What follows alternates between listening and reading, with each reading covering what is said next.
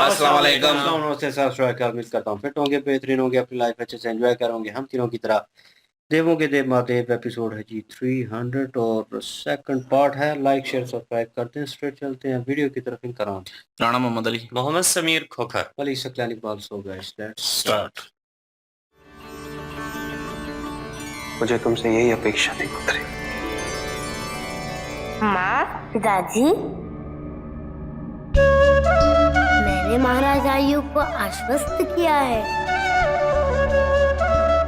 कि आप शीघ्र ही पूरी रीतियों के साथ दीदी के विवाह का प्रस्ताव लेकर उनके पास जाएंगे।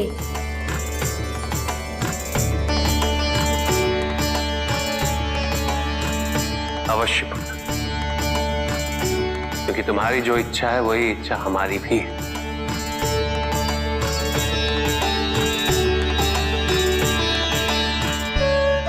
किंतु हमें सही समय की प्रतीक्षा करनी होगी। किंतु मुझे भय है पिताजी।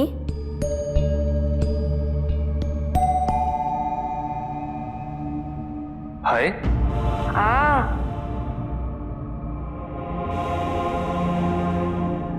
कैसा भय पुत्र? यही कि यदि वो उचित समय नहीं आया तो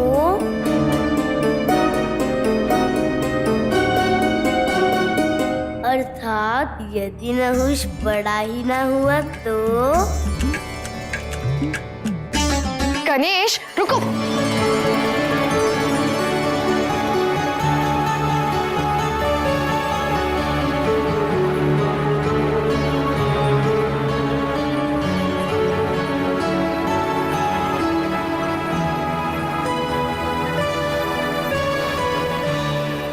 कैलाश पर ये दृश्य देखने हेतु हम कब से ललायत थे स्वामी।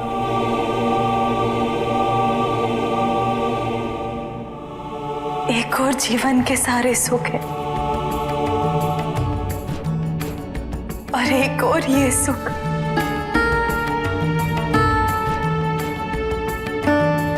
जिसके बिना संसार की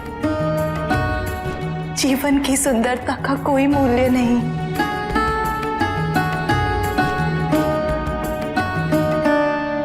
यदि आज कार्तिकेय भी यहाँ होता तो।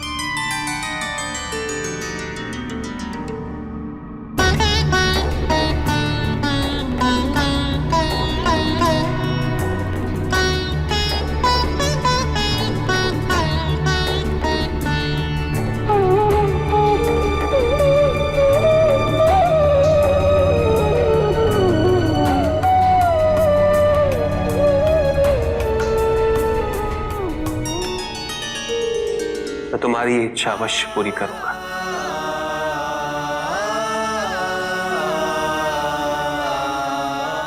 आप कार्तिकेय को कैलाश बुलाएंगे?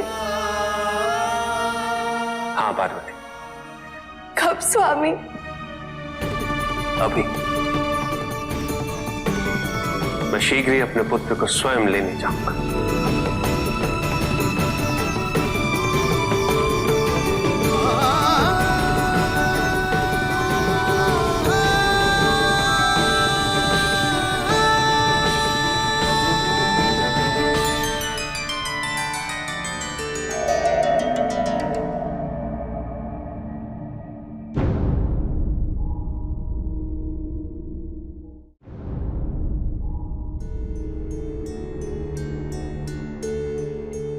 ऐसा कभी नहीं होता, क्योंकि मेरे होते हुए माँ को एक और पुत्र की आवश्यकता हो ही नहीं सकती। कैलाश में आपके एक छोटे भाई का आगमन हुआ है।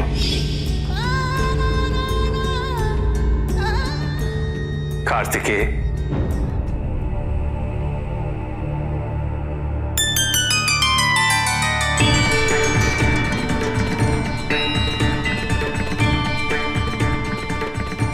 पिताजी,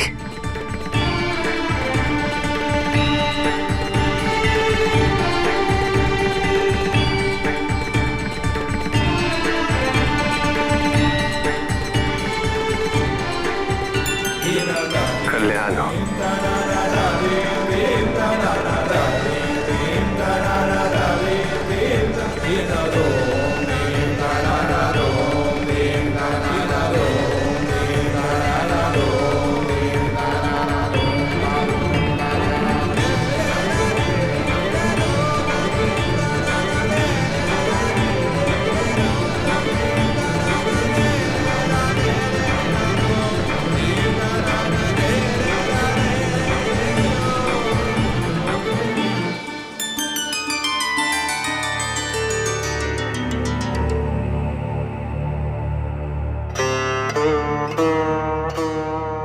कैसे हो पुत्र? आपका आशीर्वाद है पिताजी। माँ कैसी है? और अशोक सुंदरी? अशोक सुंदरी तुमसे मिलने के लिए अत्यंत व्याकुल है, और तुम्हारा भाई गणेश भी।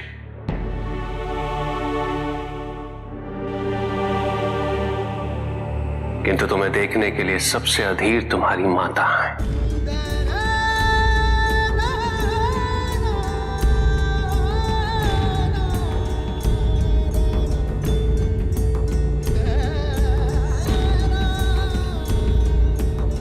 गणेश के जन्मोत्सव पे सभी आमंत्रित थे, और मुझे जब आपके या मां की ओर से कोई सूचना प्राप्त नहीं हुई तो मैंने सोचा समारोह में मेरी कोई आवश्यकता नहीं, कैलाश पर मेरी कोई आवश्यकता नहीं।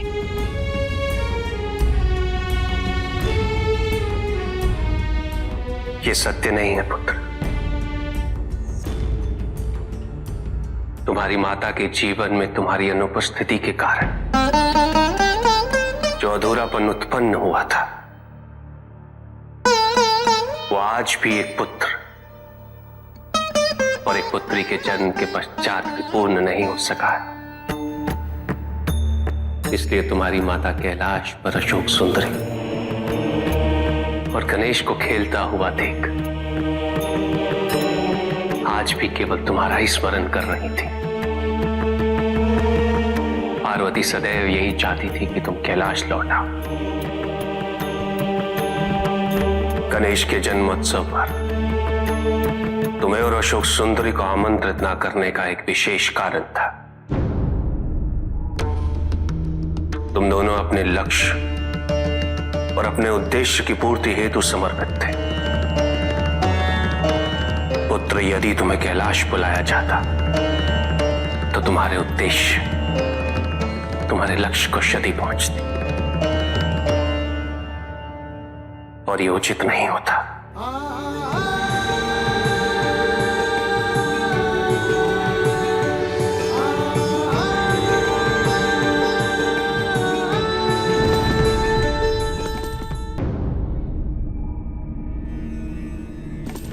कार्तिक,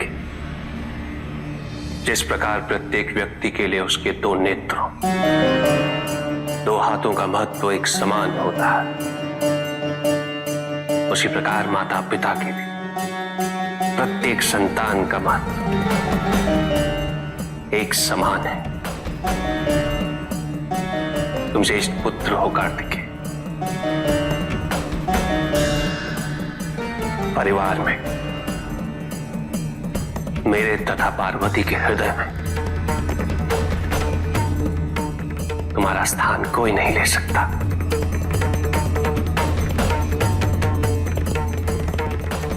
विश्व विजय अभियान सफल हुआ है पुत्र।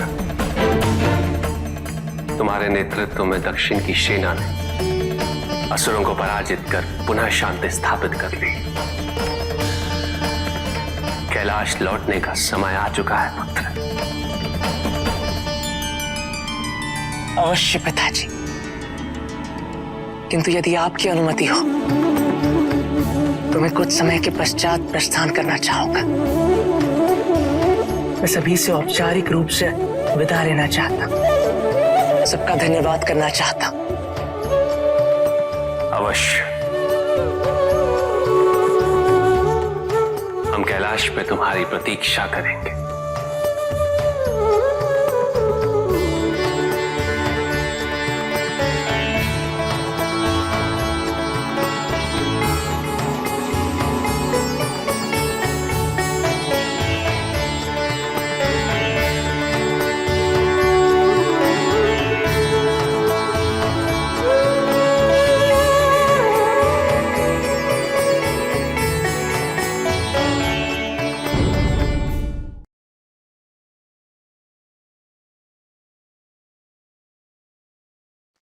जी, यहाँ पे गणेश जी थोड़ा सा मजाकिया मूड में थे और सब जो है परेशान हो गए थे जब गणेश जी ने ये कहा कि वो अगर उचित समय आया ही ना जिस समय हमने शुगन लेके जाना है, तो क्या करेंगे? वहाँ पे सब परेशान हो गए कि ऐसा क्या होने वाला है?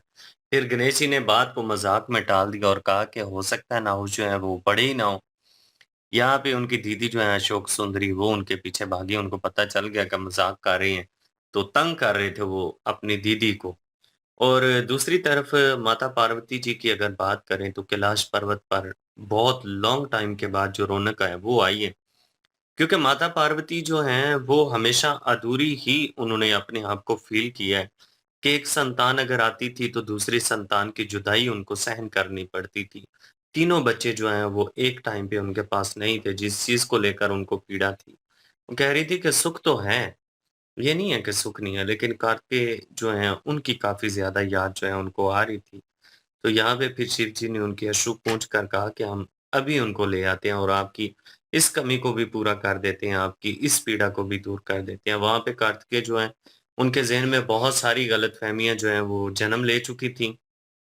एक तो ये गलतफ़हमी थी उनके ज़हन में कि उनके छोटे भाई जो हैं, वो कभी हो ही नहीं सकते क्योंकि उनको लगता था कि उनके होते हुए उनके भाई का होना ज़रूरी ही नहीं है कि माता पार्वती इतना ज़्यादा प्यार करती हैं।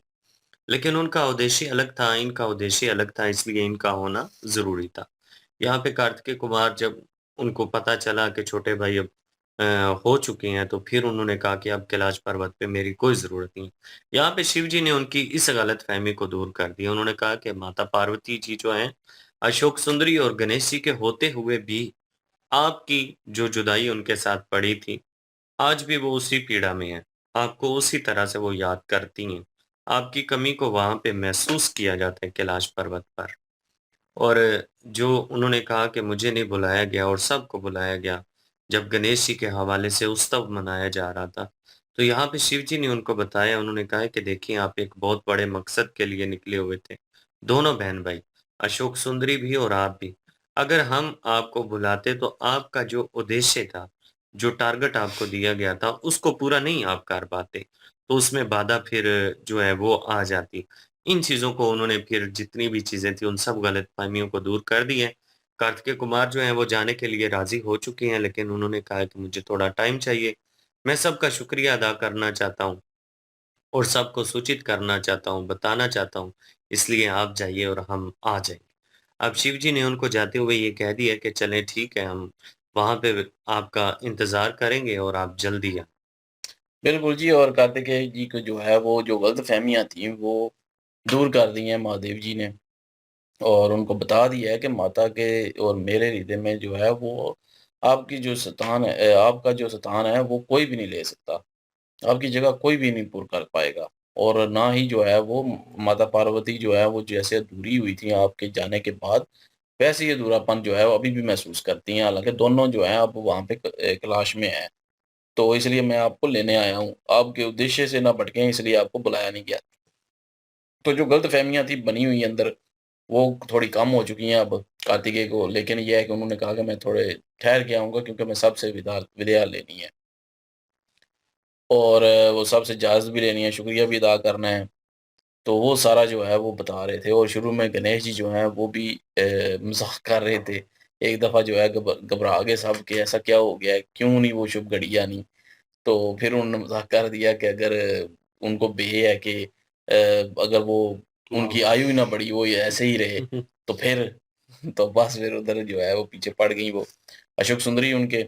और मैं बीच में ये एक और बात कह रहा था कि क्योंकि अशोक सुंदरी जब हुई थी तब भी कार्तिकेय ऐसे ही थे, और जब फिर जो है गणेश जी भी हो गए हैं, अब कितने वर्ष गुज़र चुके हैं, तो मैं ये कह रहा था कि कार्तिकेय वाला कैरेक्टर जो है वो थोड़ा बड़ा करना चाहिए था और बदलना चाहिए था बीच में।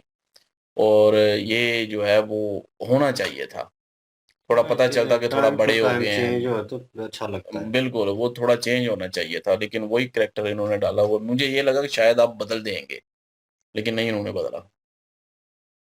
बहरहाल जी, वो डायरेक्टर जो है वो उन्होंने उस वक़्त सोचा होगा, क्योंकि एक नया एक्टर लाना और उसको फिर दोबारा उस कैरेक्टर में वो किस तरह का एक्ट करता है, सीन के हिसाब से। बहरहाल हो सकता है कि कैलाश पे जाएँ, वापस आएँ, या कुछ उसके बाद उस कैरेक्टर को जो है चेंज करें।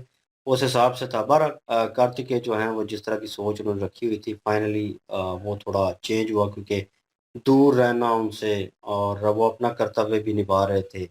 तो वो कि शिव जी ने जो कहा था उसकी भी पूर्ति करनी थी, तो वो उसमें उलझे हुए थे। और ऊपर से वो जो लड़की थी, क्या नाम है उसका, देवसेना, तो वो उनको लगा कि उनसे प्यार मोहब्बत हो गई है और वो सिलसिला अलग चल रहा था, और वो भी लगा कि वो भी धोखा देने आई थी इंद्रदेव के कहने के ऊपर।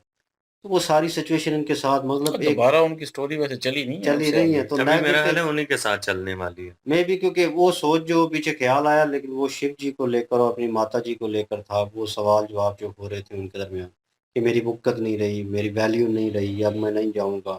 तो उन्होंने मन बना लिया था कहीं न कहीं। लेकिन इधर से भी रह गए, कैलाश से भी, और देवसेना जो है उन्होंने भी धोखा दे दिया। तो वो कन्फ्यूज़ थे। फाइनली उनकी कन्फ्यूज़न जो है वो शिव जी के थ्रू जो है वो थोड़ी क्लियर आउट हुई। लेट्स सी, देखते हैं वो कैलाश में पहुँचते क्या सिचुएशन होती है। पहली मुलाकात होगी उनकी। तो लाइक शेयर सब्सक्राइब कर दीजिएगा। इंशाल्लाह मिलते हैं नेक्स्ट वीडियो में। अपना ख्याल रखिएगा, दुआ में याद रखिएगा। तब तक के लिए अल्लाह अल्लाह हाफिज़, हाफिज, पीस। पीस।